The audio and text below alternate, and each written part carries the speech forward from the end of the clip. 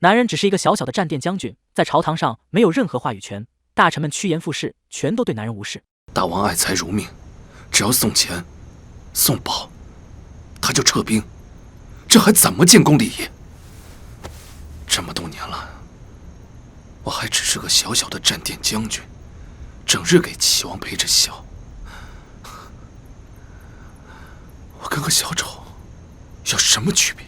男人知道眼前的女人和他是一路人，男人向女人不断的倒苦水，成功引起了女人的共鸣。眼前的女人正是西宫娘娘夏迎春，她也不满现在的地位，她想要做到那正宫之主的位置。二人一拍即合，达成合作，决定推翻齐王。你当真决定这么做？那公主回来了，还带了不少钱财，最近甚至还有讨好我的意思，正好可以利用一下。正所谓富贵险中求，无毒不丈夫。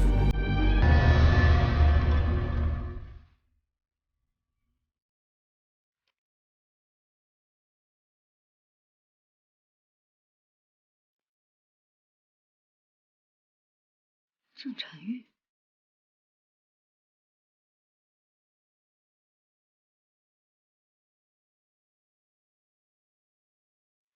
二人的秘密交谈被人偷听，担心发生变故，当即决定加快计划的实施。入夜，二人乘着马车悄悄离开，深思熟虑后，决定去投靠楚国。男人半路遇到一个道长，听到对方吹嘘自己的厉害之处，男人觉得带上他百利而无一害，就带上道长一同去了楚国。完全没想到自己的一时之举会让接下来的计划如此顺利。这当今齐国为何如此嚣张？原因就是这个齐王娶了一个钟离娘娘之后，这以一敌百，大战鲁陵公主，日索五龙，弹断藕丝情。这所有露脸的事情都是这个钟离娘娘所为。大王可晓得，这当今天下能和这个钟离娘娘打成平手，全身而退的是哪一位？就是你眼前这个魏文斌魏将军，斗一个。当真？千真万确。魏文斌将军还真是厉害呀！如果你愿意为我楚国所用，那将是我楚国的幸事。末将愿意。禀大王，末将愿为楚国效犬马之劳。只是什么呀？只是刚刚大人说的对，末将未见丝毫功业，无功不受禄。末将有求于大王，请大王给我兵马，攻打齐国。末将与那齐国是一天二地仇，三江四海恨，此生不灭齐国，誓不为人。想带楚国的兵马攻打齐国？正是。可是寡人有一事又不明，楚国跟齐国世代交好，一来无冤无仇，二来你所说的这些事情，恐怕只是你跟齐国的恩怨吧。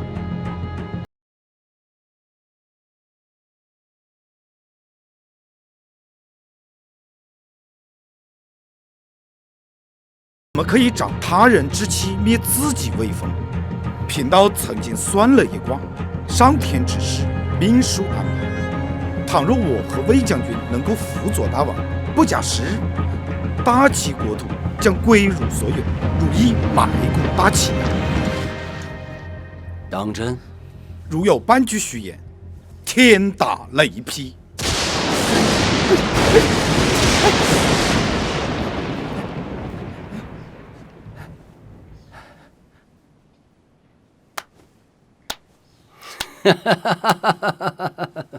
大师果然是神灵护体，方才无论你说的话是真是假，至少雷没有劈到你。看来寡人还真得顺应天命啊！宣，召集全国兵力，攻打齐国。是，大王。多谢大王成全。男人率领楚国10万大军进攻齐国，还有楚国1名大将相陪。男人对于此次拿下齐国势在必得。藩邦小国，胆敢犯我大齐，不自量力！薛坤，你当真愿意继续留在齐国？这10来年的巡城官，你还没当够啊！齐王对你干娘无情无义，对你又不肯放心，不给你兵权，你说你还继续留下去干什么？和我一起效忠楚国，楚王必定会重用于你。滚滚滚！怎么着？楚王封你为先锋官，不用站殿了是吧？薛坤，我好心给你留条活路，你别不知好歹。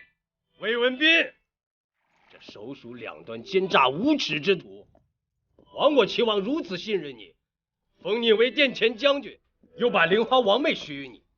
可你呢，私通后妃谋反，勾结楚国伐晋，现在又蛊惑我大齐将军叛国，你这是作死啊！田武，你们齐国是没人了吗？小矮子也上战场了，你就不怕上不去马呀？你长点心吧，你还有时间跟我这玩言语攻击？你知道你的行径的下场吗？灭门屠族啊，魏文斌！我魏文斌坦坦荡荡，没什么好怕的。我说你们几个打仗，废话怎么那么多？齐国的将士们，跟我一起把他们赶出我们齐国的国土！是，将士们，给我杀！杀！冲啊！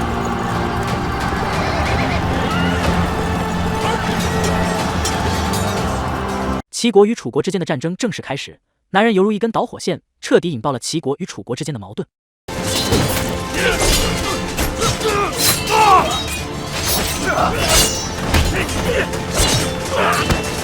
楚国渐渐不敌齐国，持续处于劣势，死伤无数。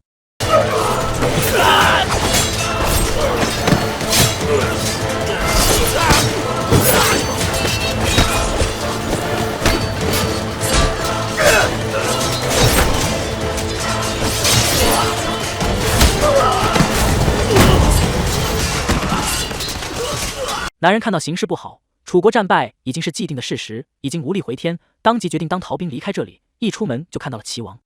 魏文斌，本王作为过来人，给你一句忠告，你最好别过来，要不然我家娘娘绝不会饶了你。到现在你还死不悔改，还要负隅顽抗吗？钟离春，就别说这些冠冕堂皇的话了，可敢与我再大战一番如何？